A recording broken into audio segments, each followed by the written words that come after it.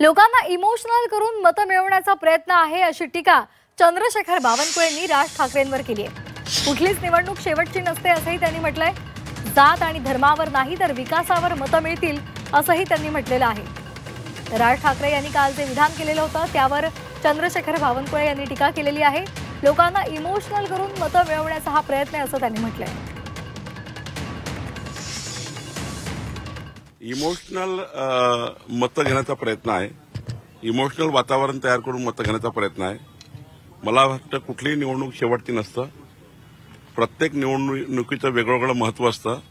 या निवडणुकीचं महत्त्व काय मुंबईमध्ये, तर मुंबई महानगरपालिकेच्या निवडणुकीचं महत्त्व आहे। मुंबई शहराला आंतरराष्ट्रीय लेवलचं डेव्हलपमेंट करणे। इमोशनल आता मतं मिळणार नाही। त्या ठिकाणी जात पंथ धर्माचं राजकारण करून मतं मिळणार नाही, तर विकसित मुंबईकरता मतं मिळतील असं मला वाटतं। तर या संदर्भात अधिक माहितीसाठी आपण जाणार आहोत आमचे प्रतिनिधी कृष्णात पाटील यांच्याकडे। कृष्णात, ठाकरे बंधूंचं राजकारण हे कायमच आपण पाहिलेलं आहे, ते भावनिक राहिलेलं आहे। आता सुद्धा त्यांनी मराठी माणसांना उद्देशून मराठी माणसांची एकजूट बांधण्यासाठी, एकजूट करण्यासाठी पुन्हा एकदा राज ठाकरेंनी एक भावनिक आवाहन केलेलं आहे। ही शेवटची निवडणूक असू शकते। जर मुंबई हातातून गेली तर मग मात्र कुणी काहीही करू शकणार नाही असं त्यांनी म्हटलंय। मात्र त्यांच्या याच विधानावर आता टीका सुद्धा केली जाते।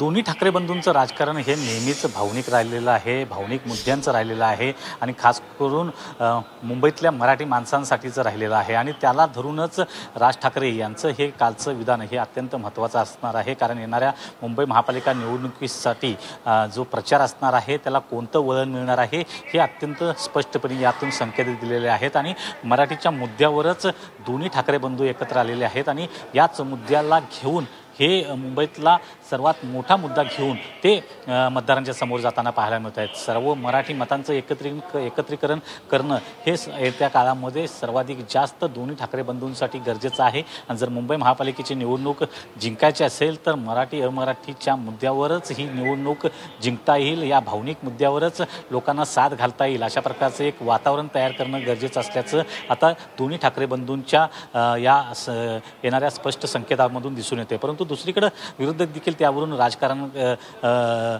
कशा प्रकारे सुरू आहे हे मुद्दा उपस्थित केला जातो। त्याला भावनिक राजकारणाचा रंग दिला जातोय, मराठी अमराठीचा रंग दिला जातोय, अशा प्रकारची टीका ही होताना पाहायला मिळते। आणि ज्या प्रकारे मराठी अमराठीचं मुद्दा आहे किंवा राजकारण आहे ते या मुंबई महापालिकेची निवडणूक जसजशी जवळ येईल तसतसं राजकारण आणखी जोरात वाढणार आहे। मराठी अमराठीचा मुद्दा हा आणखी जास्त कसा तेवत राहील या दृष्टिकोनातून प्रयत्न हे होताना पाहायला मिळतील। त्यामुळे नक्कीच मुंबई महापालिकेची निवडणूक आणि त्याचा प्रचार जो आहे तो कोणत्या दिशेने जाणार आहे हे राज ठाकरे यांनी आता स्पष्ट केलेलं दिसून येते। अगदी त्यामुळे मुंबईमधल्या मराठी मतदारांच्या टक्क्यावर खरं तर या दोन्ही ठाकरे बंधूंचं लक्ष आहे आणि त्या दृष्टीने राज ठाकरे यांनी काल साथ सुद्धा मराठी मतदारांना घातलेली आहे। आगामी काळात याचे काय परिणाम होतात तसंच मुंबई महानगरपालिकेची जी निवडणूक आहे त्यामध्ये मतदार कसा कौल देतात हे पाहणं सुद्धा महत्त्वाचं ठरणार आहे। धन्यवाद दिलेल्या माहितीसाठी।